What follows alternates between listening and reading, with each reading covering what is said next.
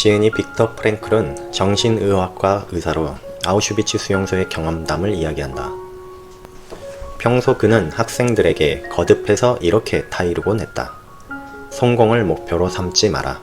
성공을 목표로 삼고 그것을 표적으로 하면 할수록 그것으로부터 더욱더 멀어질 뿐이다.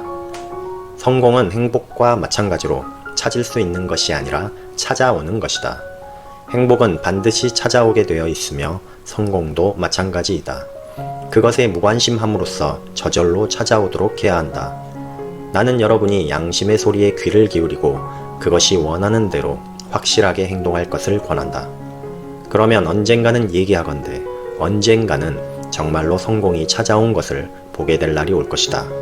왜냐하면 여러분이 성공에 대해 생각하는 것을 잊어버리고 있었기 때문이다.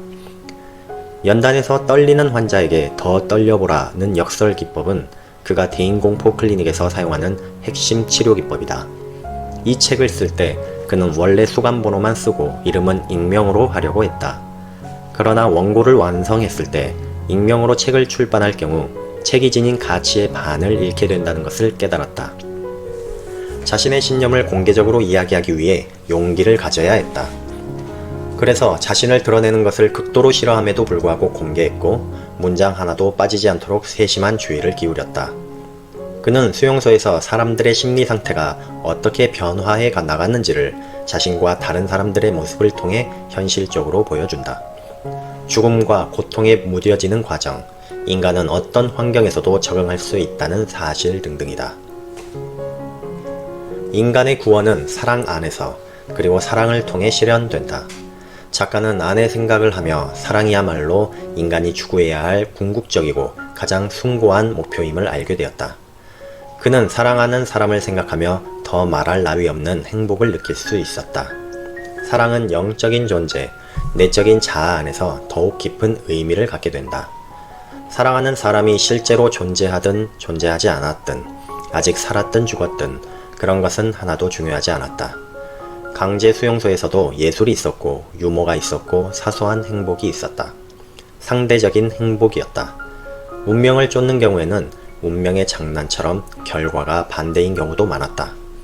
수용소 생활은 다음의 진리가 옳다는 것이 입증하기에 충분했다. 인간에게 모든 것을 빼앗아 갈 수 있어도 단 한 가지, 마지막 남은 인간의 자유, 주어진 환경에서 자신의 태도를 결정하고 자기 자신의 길을 선택할 수 있는 자유만은 빼앗아 갈 수 없다는 것이다.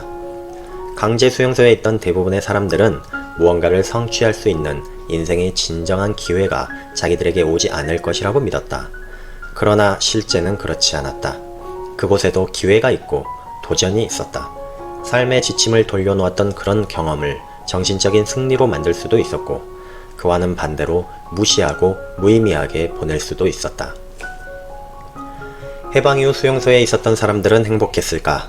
그렇지 않았다. 마치 잠수부가 수면 위로 올라온 후 잠수병에 걸리는 것처럼 자신의 기대에 미치지 못하는 현실과 보상받아야 한다는 심리는 부작용으로 나타나는 경우가 많았다. 빅터 프랭클이 만든 치료 기법인 로고테라피는 환자의 미래에 초점을 맞춘다. 말하자면 미래의 환자가 이루어야 할 과제가 가지고 있는 의미에 초점을 맞춘다는 말이다. 로고테라피 이론은 자신의 삶에서 어떤 의미를 찾고자 하는 노력을 인간의 원초적인 동력으로 보고 있다. 인간에게 실제로 필요한 것은 긴장이 없는 상태가 아니라 가치 있는 목표, 자유의지로 선택한 그 목표를 위해 노력하고 투쟁하는 것이다. 인간에게 필요한 것은 어떻게 해서든지 긴장에서 벗어나는 것이 아니라 앞으로 자신이 성취해야 할 삶의 잠재적인 의미를 밖으로 불러내는 것이다.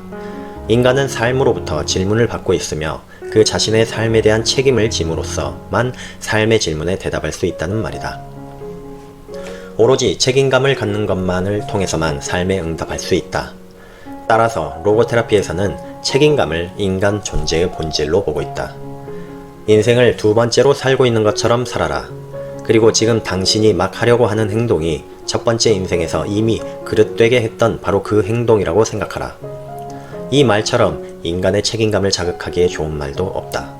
이 말은 듣는 사람은 첫째, 현재가 지나간 과거라는 생각을 하게 될 것이고 둘째, 지나간 과거가 아직도 변경되고 수정될 수 있다는 생각을 하게 될 것이다.